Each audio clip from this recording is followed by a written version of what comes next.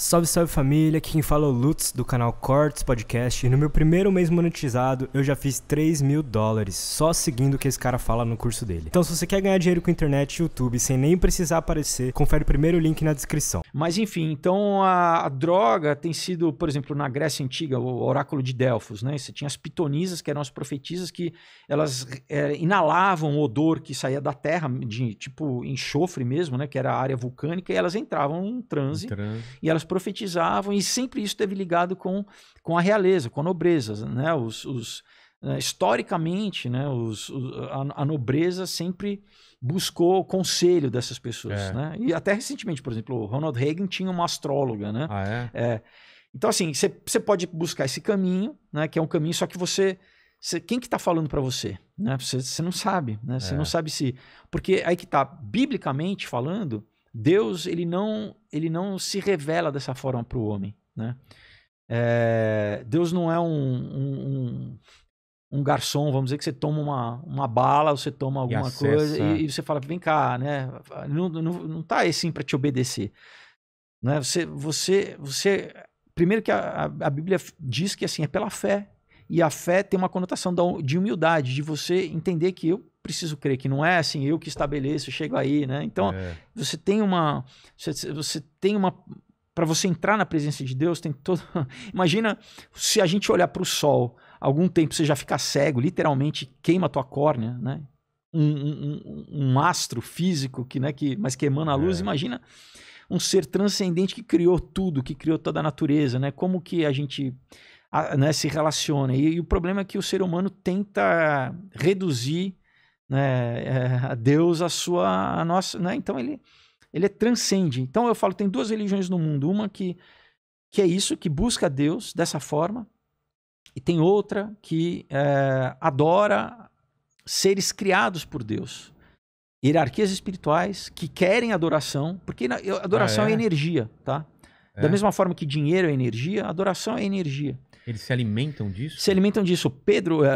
O apóstolo Paulo fala que atrás de toda estátua tem um demônio, né? Demônio em grego é daimon, é inteligência, né? É uma entidade de inteligência, é um programa, como se fosse um programa de computador, né? Não sei se a gente usar essa metáfora de computador. E ele quer ser adorado para... Se a gente ler, por exemplo... Qual que foi o pecado de Lúcifer? Que foi criado, era um ser perfeito, né? Maravilhoso, tinha instrumentos no corpo, pedras preciosas, né? Quando a gente lê sendo descrito em Isaías, né? Em Ezequiel, foi a ubris, foi o pecado, foi o que? Ele queria ser maior que Deus, né? É o que a tipologia, né? na mitologia grega é Prometeu, né? Que se rebela e rouba o fogo dos deuses. Então... a gente pode cair nessa mesma questão. Quando o homem se acha Deus, né? Quando fala, não, toda a realidade, né? Eu reduzo toda a realidade ao meu pensamento. Eu estou aqui na Terra, sei lá, há 20 anos, 30, 40 anos, eu sei de tudo. Né? E isso, a gente incorre no mesmo pecado, né? O pecado E o pior, e daí quando eu quero manipular a realidade, isso é magia. Pode ser usado através da tecnologia ou através de... Porque a tecne, né, o conceito de tecne é qualquer conhecimento que você aplica para chegar a algum fim. Então a gente tem hoje em dia, né, um paradigma moderno que tecnologia é algo que envolve computador. Não, é uma sabedoria, é um conjunto de sabedoria que você aplica em alguma coisa. Não necessariamente numa máquina. Não. Então magia é uma tecnologia. Ah, é? Entendeu? Tem o livro de Salomão. Depois a gente vai voltar pro Bilderberg, tá? Que a gente tá fazendo... Não, me para que senão você me deixa... Vamos nisso, o trem descarrilhar aqui. Vamos... Mas a Clavícula de Salomão, tá? Que é um livro que não é de Salomão, da autoria, não? Não. É um livro da Baixa Idade Média, mas assim, porque tem na tradição judaica, né, talmúdica, que inclusive na própria Bíblia a gente sabe que Salomão, ele começou bem, mas ele terminou muito mal, ele meio que apostatou, né, ele se deixou ser, né, assim, no começo da história Deus fala, olha, eu te dou, né, pede alguma coisa aí que você quiser, e ele pediu conhecimento, e Deus se agradou disso, em vez dele ter pedido, né, riquezas, mulheres e tal, ele falou, não, então porque você pediu conhecimento, eu vou te dar as outras coisas. Mas o que aconteceu? ele teve mais de 1000 mulheres. Ele teve, tipo, se não me engano, 700 esposas e 300 concubinas, uma coisa assim, enfim, e que as mulheres começaram a introduzir, né, ele ao culto pagão ao ponto dele queimar um dos filhos dele, né? Então, quando a gente lê o Velho Testamento, tinha essa grande questão desses seres, essas entidades que pediam vida humana como sacrifício, porque, né, o sangue a vida está no sangue. Por isso que toda essa mitologia do vampiro, né? Porque né, a vida está no sangue. Então, pediam, né? Então, Moloque, né? Shamash, você tem, né, tem vários tipos de Baal, que na verdade Baal quer dizer senhor, mas vários tipos de Baal, né? Baal, Opir e tal, vários tipos de Baal. Então, o que? Deus, ele na verdade, ele queria ensinar ao ser humano a não sacrificar vida humana, tá? Que a vida é sagrada, né? Então, muitas gente quando prega, por exemplo, né, quando Deus pede para Abraão o sacrifício de Isaac, as pessoas muitas vezes falam, olha, isso aqui, né, a fé de Abraão, Deus pediu, Abraão obedeceu. Mas o que as pessoas não, às vezes, né, eu aqui no Brasil pelo menos nunca ouvi essa contextualização da cultura, porque na verdade Abraão veio de uma cultura pagã. Ele era de Ur dos Caldeus, ele vivia numa cultura pagã onde era normal sacrificar ser humano, criança, tá? Era normal. Então, quando Deus pede para ele, a tradição é essa. Entendeu? Deus estava fazendo tipo um psicodrama com ele para ele entender que não, comigo, na minha aliança, né? Não existe isso. Não existe isso, tá? Para ele já descolar da tradição dos pais dele. Então, porque se a gente, né, retorna um pouco assim, Deus escolhe Abraão, né, e fala assim, eu vou criar um povo, né, que virou, né, o povo judeu, mas Israel, na verdade, né, porque o judeu é da tribo de Judá, né, mas Israel, para ensinar como eu quero me relacionar com o ser humano, porque houve uma degringolação, né, do culto mesmo, de como que o ser humano se relacionava com Deus. Então, ele fala isso depois, né? Isso já passou Adão, Eva, já passou, né, Caim, Abel, já passou Noé, já aconteceu um monte de coisa. Milênios já se passaram até a gente chegar ali, né? Torre de Babel já aconteceu, enfim. Então, é Deus falando assim, eu vou criar um povo para servir de exemplo para as outras nações. Inclusive, né, ele fala para Abraão, olha, em ti serão abençoadas todas as nações da terra. Então, a igreja, o conceito da igreja já está embutido aí, né? Porque às vezes também, né, os meus irmãos judeus, eu inclusive tenho um tracinho também de sangue judaico, assim, eles são muito exclusivistas, né? Não, somos os povos escolhidos, tudo bem, mas Deus quer alcançar, né, a humanidade. Mas ele criou, né, um pacto, né, uma aliança, um covenant, né, com Abraão. Ele creu, né? Por isso que ele foi justificado, né? A justificação dele é pela fé. E ele tinha que começar a ensinar a Abraão, olha, como é que a gente vai se relacionar. E isso é um ponto capital, que já é... Então ele tinha a promessa do filho, né? Ele tinha, durante anos, eles queriam ter filho, né? Eles e Sara, né? Depois, enfim, ele, né, tem toda a questão da fé, a gente consegue tirar um monte de ensinamento dessas histórias, né? Mas depois que ele tem um filho, esse filho de tantos anos, né? Se não me engano, ele tem um filho com 100 anos, uma coisa assim. Deus pede para ele o filho. Daí você fala, pô, mas que Deus sádico, né? O ateu, né? Faz essa crítica, esse desconstrutivismo aí, que né? Deus é esse? Que Deus é esse, né? Que Deus sádico, pô, ele dá um filho e daí pede para matar o filho. Não, você tá nenhum momento ele queria isso. Nenhum momento. Uma coisa, já tipifica Jesus, porque, né, Isaac leva a madeira nas costas, ele é o sacrifício, como Deus deu seu filho, que levou a madeira nas costas, né, Jesus, e quando chega lá, né, para ser sacrificado, quando ele levanta, a Bíblia diz que ele levanta o cutelo, né, enfim, um instrumento de corte, né, um anjo interrompe ele, né, porque basicamente a ação já está cumprida, né, ele já, na mente dele, no coração, ele já, mas ele interrompe, e daí aparece o quê? Aparece um cordeiro ali preso, que é usado como sacrifício. Tipifica Jesus. Entendeu? Mas basicamente é para ensinar então o quê? Não se sacrifica. Depois em Deuteronômio de novo, né? Ele fala, Deus abomina isso, sempre abominou. Então enquanto todas as outras culturas, a cultura grega, a cultura babilônica, né? Depois em Apocalipse ainda, né? A gente já na Pérsia, já se, enfim, né? Aqui no Ocidente na época, os astecas, os incas, né? Todos sacrificando. Ao longo Cara, a gente tem registro de sacrifício humano na história, ao longo né? Deus fala não, entendeu? Então é diferente, é um monoteísmo, é um Deus criador, entendeu? Não é o politeísmo, não são essas várias entidades representadas não só na natureza, mas em planetas, né? Saturno, Marte, Júpiter, né? É o Deus que transcende isso, né? Então, quando a gente lê em primeiro Romanos, Paulo fala, olha, né, a gente adora o Criador e não adora a criatura. Então, qualquer coisa que não precisa ser simplesmente uma estátua, né? Qualquer coisa que você adorar no lugar de Deus, aquilo vira um ídolo para você. Pode ser o teu corpo, pode ser dinheiro, pode ser qualquer coisa que você colocar no lugar de Deus para você, isso vira um ídolo, né? O teu trabalho, a tua carreira, qualquer coisa. Pode ser material, pode ser abstrata. Qualquer coisa que Deus, na verdade, é o quê? A pessoa, não, mas então Deus é muito... Não, a gente personaliza Deus. Não, Deus é a vida, Deus é a existência em si, né? Então como que eu vou estar em oposição contra a própria existência, né? Mas é isso que, enfim, existe esse desejo aí de oposição das pessoas quererem, né? Tá em oposição a Deus e oposição e daí usam a magia, né? Porque... Quando você se submete à vontade de Deus, quando você, através de oração, através do Logos, né, você literalmente está se submetendo. Fala assim, olha, eu sou limitado, sei lá, eu quero passar na prova de direito mês que vem. Sei. Deus, né?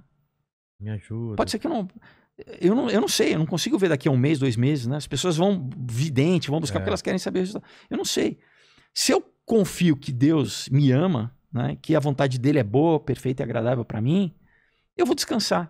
Claro, eu vou fazer minha parte, vou estudar e tal, mas, cara, se eu não... entendeu? Mas eu tenho a confiança de que eu vou fazer o meu melhor. Se isso não acontecer, Deus tem um propósito melhor para mim. Não é verdade aquela conta que tem vários filmes que mostram a pessoa não pegou o trem, daí depois ele encontrou o amor da sua vida no outro vagão, né? Às vezes você fala, putz, isso não deu certo, daí a oportunidade. Então é isso, Deus fala, calma, você não tá vendo, eu tô vendo no macro ele aqui. Ele vê todo o eu vejo todas as dimensões, você tá aqui nas 3 e 4 que é o tempo, você tá preso aí num fluxo de tempo, você não tá... Então você confia em mim. Agora, quando eu não confio, eu falo o quê? Não, eu vou estabelecer o meu poder.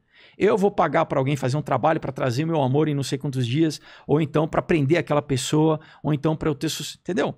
Eu estou usando uma tecnologia, no caso magia, uma tecnologia metafísica, as pessoas aí podem acreditar ou não, mas isso ao longo da história o ser humano tem recorrido a isso, de reis e príncipes, o quê? Para manipular, querer manipular a realidade para um fim. E tudo bem, é a tal da história do pacto. Só que isso sempre vem com preço, cara. Sempre tem um preço. Mesmo, nem que seja um preço causal, aquela história, né? Quem planta furacão colhe tempestade. Porque o que é poder, né? Deus é onipotente, ele que tem todo o poder. Se eu quero tomar o poder para mim, né? Eu estou usurpando o poder de Deus, eu não estou me submetendo, na verdade, à realidade, né? E eu estou querendo encontrar um atalho, manipular. Né? Você vai ter um resultado. Então, mas quando você fala de magia... Ela existe, Existe. É tipo de um atalho, é uma pessoa, em vez de falar com Deus e esperar o tempo de Deus, fala, não, eu não tenho paciência, eu quero controlar a realidade e tentar burlar as leis que Deus colocou. Então o que eu faço? Eu, através de um feiticeiro, ou alguém que tenha essa conexão com espíritos, ou com demônios, ou com seja lá o que essa pessoa diz... ela vai me dar uma previsão de futuro, vai alterar o futuro, e isso existe. Isso existe. Mas não é contra Deus isso? Como que Deus permite isso? Porque Deus não nos fez robôs. Ele... Não, como permite que essas pessoas tenham essa vantagem, entendeu? Não, Você entendeu? Não, mas ele permite, vamos dizer... Por exemplo... A gente tem que entender que existe uma vontade permissiva de Deus. Você vai entender. É o lance de estudar para passar na prova, certo? Então, digamos que eu tô rezando para Deus, orando para Deus, e você vai num negócio fazer um trabalho para você conseguir passar. Qual é essa diferença? O que você tá fazendo no mundo espiritual? O que é que você explicar em cima desse exemplo. Eu tô literalmente isso, buscando. Daí tem gente que fala assim, poxa, mas e aí? Você tem dois jogadores crentes num jogo de futebol, os dois oram, e aí? Deus aí, né? A minha pergunta é isso, você vai conseguir? A gente fica limitado a só uma... Né? A gente tem que entender que existem milhões de possibilidades alternativas. Né? Pode influenciar no jogo essa sua busca desse atalho? Você realmente acionar espíritos ou demônios? Você pode... Com certeza. Olha, tem um autor alemão chamado Goethe, tá?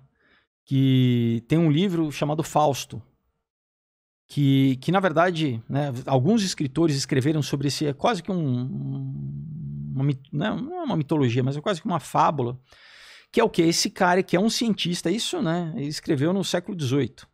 Que ele escreve de um cientista da Idade Média. Um cientista, um alquimista, na verdade, né? Porque alquimista e cientista é tudo a mesma coisa, né?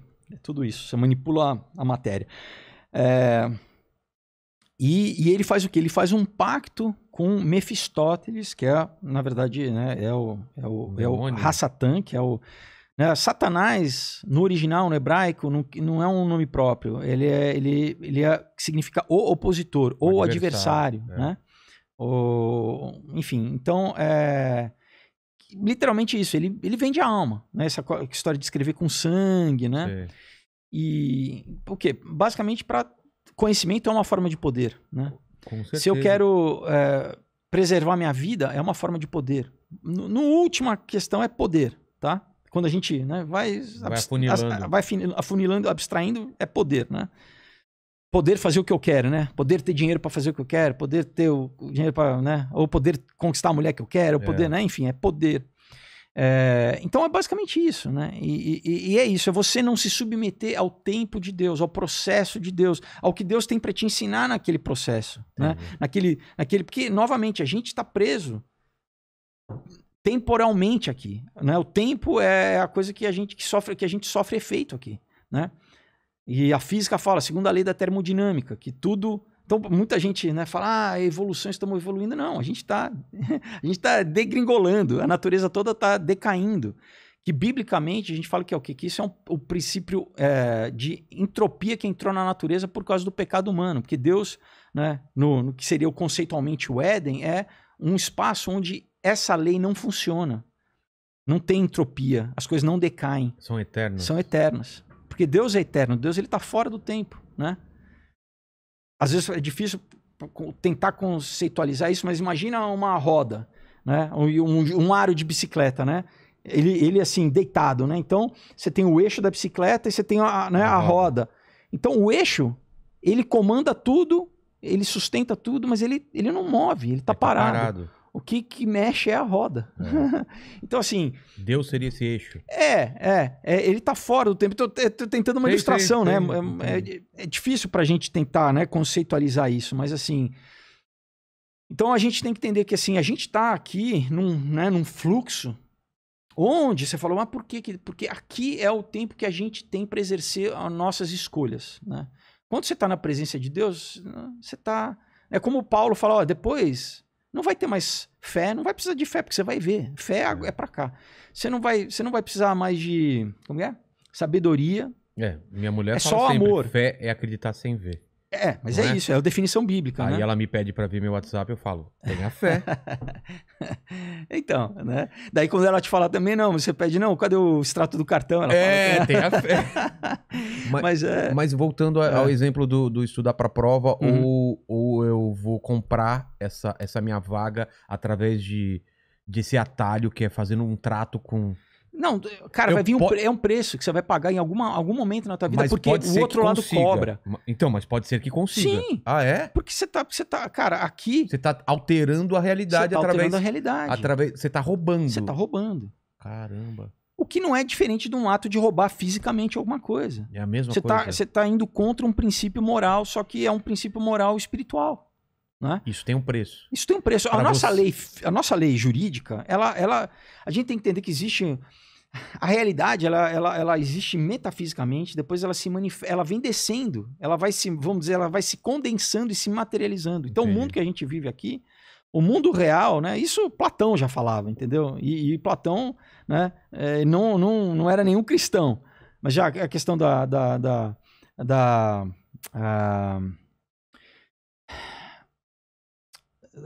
teoria das formas, né? Enfim, que o Platão, por exemplo, que uma cadeira, a ideia de uma cadeira é mais eterna e não uma cadeira em si. Essa cadeira aqui, ela vai desminguir daqui a sei lá quantos anos. Sim. A ideia da cadeira, ela é permanente, né? Então, nesse sentido. Então, assim, às vezes a gente tem que entender o quê? Depois do iluminismo, houve um esforço de